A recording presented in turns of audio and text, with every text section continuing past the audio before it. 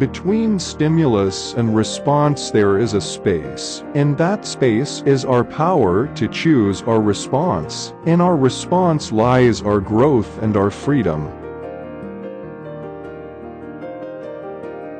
Everything can be taken from a man but one thing, the last of human freedoms, to choose one's attitude in any given set of circumstances, to choose one's own way.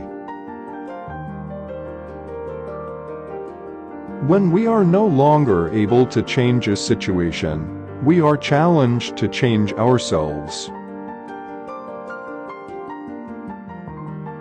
Everyone has his own specific vocation or mission in life. Everyone must carry out a concrete assignment that demands fulfillment. Therein he cannot be replaced, nor can his life be repeated.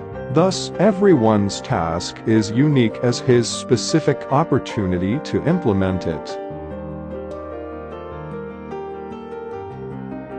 Happiness must happen, and the same holds for success. You have to let it happen by not caring about it. A thought transfixed me. For the first time in my life, I saw the truth as it is said into song by so many poets, proclaimed as the final wisdom by so many thinkers. The truth that love is the ultimate and the highest goal to which man can aspire. Each man is questioned by life, and he can only answer to life by answering for his own life. To life he can only respond by being responsible.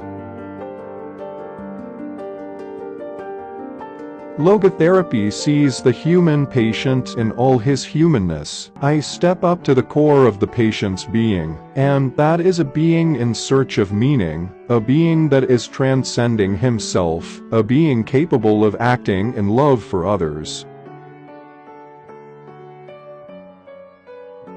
A human being is a deciding being. If you call religious a man who believes in what I call a supermeaning, a meaning so comprehensive that you can no longer grasp it, get hold of it in rational intellectual terminology, then one should feel free to call me religious, really.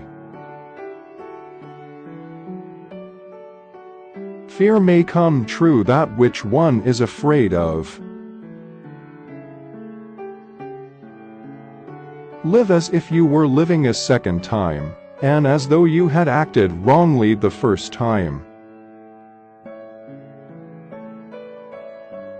Ever more people today have the means to live, but no meaning to live for. Religion is the search for ultimate meaning. We who lived in concentration camps can remember the men who walked through the huts comforting others, giving away their last piece of bread. A painter tries to convey to us a picture of the world as he sees it. An ophthalmologist tries to enable us to see the world as it really is. The logotherapist's role consists of widening and broadening the visual field of the patient, so that the whole spectrum of potential meaning becomes conscious and visible to him. Challenging the meaning of life is the truest expression of the state of being human.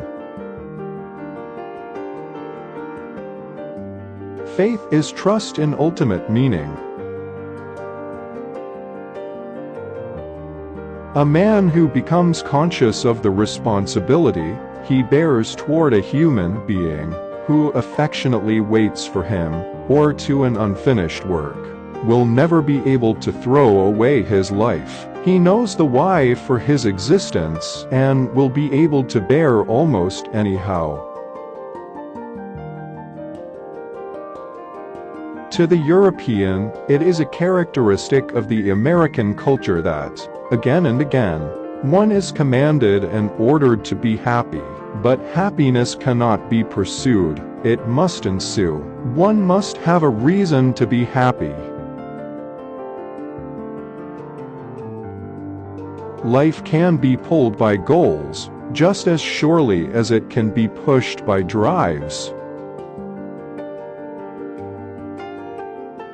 In a position of utter desolation, when man cannot express himself in positive action, when his only achievement may consist in enduring his sufferings in the right way, an honorable way, in such a position man can, through loving contemplation of the image he carries of his beloved, achieve fulfillment. Since Auschwitz, we know what man is capable of, and since Hiroshima, we know what is at stake. Man is that being who invented the gas chambers of Auschwitz. However, he is also that being who entered those chambers upright, with the Lord's Prayer or the Shema Yisrael on his lips. If there is a meaning in life at all, then there must be a meaning in suffering. Suffering is an ineradicable part of life, even as fate and death. Without suffering and death, human life cannot be complete. I recommend that the Statue of Liberty be supplemented by a Statue of Responsibility on the West Coast. The more one forgets himself by giving himself to a cause to serve, or another person to love, the more human he is. Ultimately, man should not ask what the meaning of his life is, but rather he must recognize that it is he who is asked.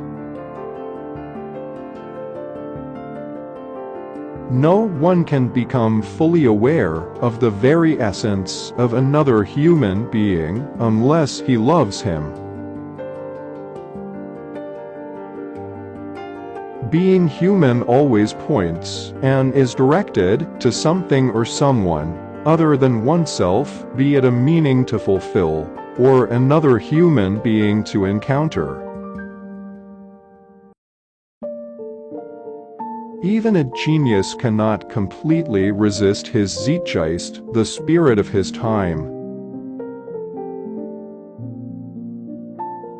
When I was taken to the concentration camp of Auschwitz, a manuscript of mine ready for publication was confiscated. Certainly, my deep desire to write this manuscript anew helped me to survive the rigors of the camps I was in.